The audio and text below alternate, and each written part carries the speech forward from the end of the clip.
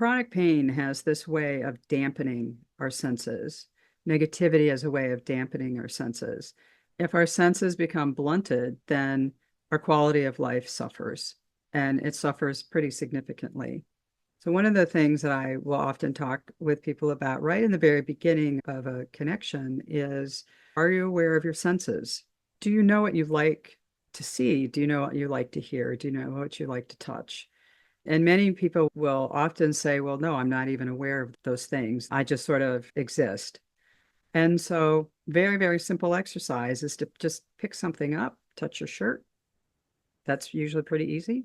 You just take your fingers and run it along the fabric and then give yourself a description. For me, in touching my shirt, it is kind of warm. It's been on my skin. It's soft.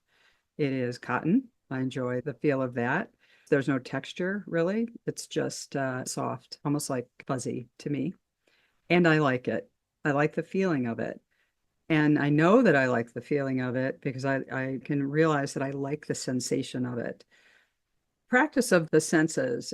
This is something I actually did early in my own recovery, is that I became aware that I wasn't feeling things. I was pretty numb. I didn't have a sensory awareness. And this came about because I was in a workshop one day, and what the woman was saying was, if you walk into your house right now, what's in your house? What are the colors on the walls? What are the things in the home? Do you love your home? And so forth. And I had to think about that. And I don't think I had anything on the walls in my house. I think everything was white. Most of my furniture probably looked like a college dorm room or something. There wasn't much in my house that I could say I loved or reflected me. And I really took that to heart. I heard it for the first time. And so when I went home and I looked around, I thought, this can change. This is something here that I have control of that I can actually change. Of course, that was too big of a job to change all of that. So I started to think, what can I do? What's the smallest thing that I can do that I can promise myself that I will continue to do and I won't get overwhelmed by it. And what that was is I just took my hand and started feeling the fabric on my pants and, realized just using my fingertips, beginning to get a connection to the sense of touch. What is touch? Why do we have touch? What's the importance of touch? And I began to touch everything. And I'd step back a minute and would say, what does that feel like? To this day, I will occasionally be in the store looking at clothes, and I'll be with a friend and they will comment on how I touch everything. I'll run my hands along the edge of the clothes. And actually, if I feel something that I really like, I'll stop. I'll stop because I touched it, not because I saw it. But the very basic exercise here is that you ask yourself some very simple questions. You touch something, you feel it on your fingers. What is the temperature of it? What is the actual texture of it? Do you feel the actual texture, say, on all the fingers? And do you like it or do you not like it?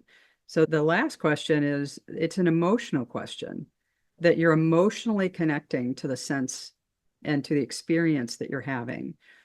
And again, most of it's going to be no, I don't care, it's neutral, or no, ooh, I don't like this.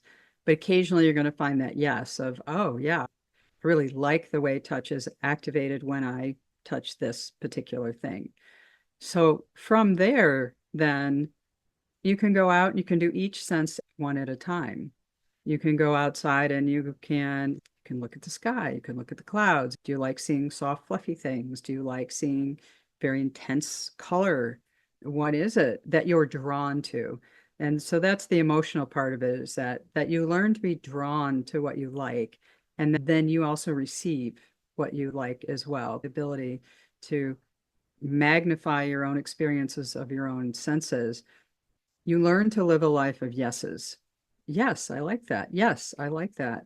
So within, I don't know, it's probably a year or two. It took a while, but I ended up with color on my walls and things on my walls. If I didn't love something, it got booted out of the house. And now I only bring things in the house that I really like. And I will not say that I love everything in my house, but as I look around, I can certainly say, yeah, it's pretty good now. I walk into the house and it reflects who I am as a person. And that's being in relationship to yourself, to your senses, who you are as a person, which is what carries you out of distress, what carries you out of pain, your own really deep connection to yourself and your senses and your identity.